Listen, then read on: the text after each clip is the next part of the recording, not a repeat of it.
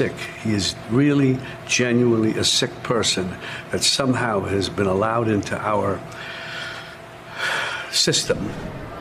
Donald Trump wants to destroy not only the city, but the country, and eventually he could destroy the world. Did you know that Robert De Niro used over 10 different insults to describe Trump in a single press conference?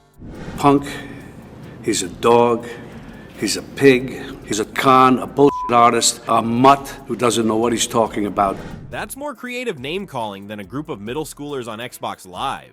But here's the real kicker. 100% of late-night hosts jumped on the De Niro bandwagon, turning this feud into comedy gold. The question is, are we laughing with them or at the state of our politics? Before we move on, I'd like to ask you a small favor. If you appreciate this content, please take a second to like this video and subscribe to the channel. Over 98% of you watch the videos without subscribing. It costs you nothing, but it makes a huge difference to us. So, did you click the subscribe button? Great! Thank you so much. Now, back to the video. So picture this. Robert De Niro, the guy who's played some of the toughest characters in movie history, decides to take on the biggest, baddest bully in the political playground. Yep, you guessed it. Donnie Diapers himself, Donald Trump. It's like watching David versus Goliath, except David's packing some serious verbal firepower this time. And what I'm very, very worried about is that it might go in the wrong direction with someone like Donald Trump. There's De Niro looking sharp as a tack at some fancy schmancy event, but something's off. He's got that look in his eye, you know the one, like he's about to go full Jake LaMotta on someone. The crowd's on edge, probably wondering if they should duck for cover or grab some popcorn.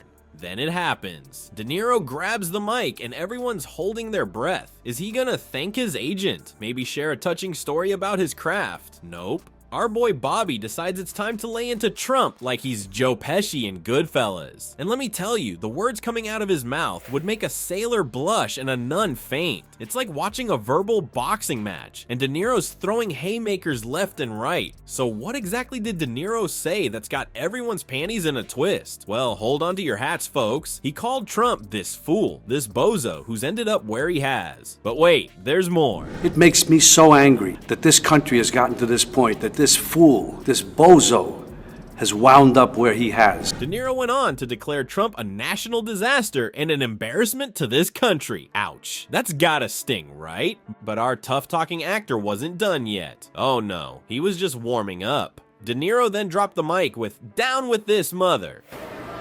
Donald Trump wants to destroy not only the city, but the country, and eventually he could destroy the world. Well, you can probably guess the rest. And just in case anyone was unclear about his feelings, he threw in wannabe gangster in the White House. And it's no longer down with Trump, it's fuck Trump. Total loser for good measure. Talk about not pulling any punches. Now, you might be thinking, surely the orange turd's gonna fire back, right? Well, you'd be right on the money. Trump, never one to take an insult lying down, hopped on his favorite soapbox, Twitter. He fired off a series of tweets calling De Niro a washed-up actor and a loser. Wow, really original there, Donnie. Maybe try a thesaurus next time. But here's where it gets really interesting. De Niro's verbal smackdown sparked a whole celebrity pile-on. George Clooney jumped in, calling Trump a xenophobic fascist. Not to be outdone, Meryl Streep chimed in, saying Trump has the power to turn back the clock to when we all lived in caves. Geez, talk about a tough crowd. And just when you thought it couldn't get any spicier, De Niro dropped the mother of all bombs. He called Trump a sick person and dangerous, adding that he's genuinely a sick person that somehow has been allowed into our system. He's sick. He is really, genuinely a sick person that somehow has been allowed into our system.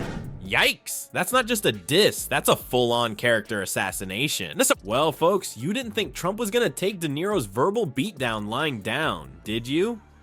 Our favorite grumpy Trumpy isn't exactly known for turning the other cheek. Nope, he's more the fire back with both barrels blazing type. And boy, did he ever. Picture the scene.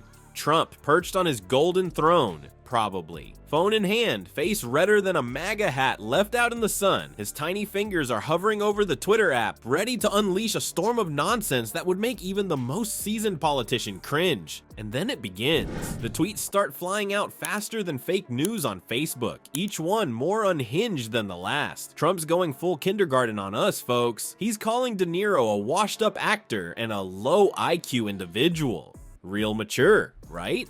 It's like watching a playground bully who just learned some new insults and can't wait to try them out. I don't think they really understand. And historically, from what I see, even in Nazi Germany, they had it with Hitler.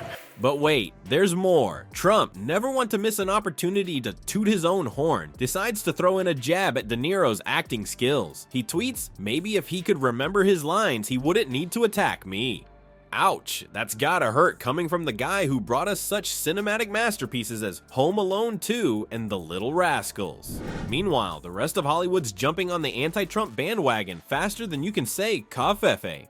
It's like they've all decided to audition for the role of angriest celebrity in the next big blockbuster. George Clooney's calling Trump a xenophobic fascist. Meryl Streep's saying he wants to take us back to the Stone Age. It's a regular roast battle out there, folks. But here's the thing, as this Twitter war rages on, you gotta wonder, is this what passes for political discourse these days? Are we really living in a world where the President of the United States and one of Hollywood's most respected actors are duking it out like two drunk uncles at a family barbecue? And let's not forget, there's more to this feud than meets the eye. Sure, on the surface it looks like two rich guys with big egos yelling at each other. He had to do it all wrong. He's so, as we all know, so narcissistic and self-centered. I'm going to say one thing. Fuck Trump.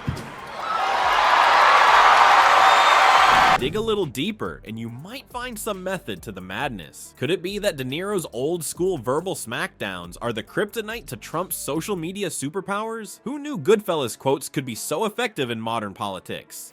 Why will he not do that in this country? Yeah. It's what he wants, what he envisions the world to be, which is chaos and craziness, total. Well, folks, it looks like the De Niro versus Trump showdown has come to an end, at least for now. It's been quite a ride, hasn't it? Like watching two grumpy old men yelling at each other from their front porches, except one's a Hollywood legend and the other's the president. Who'd have thought?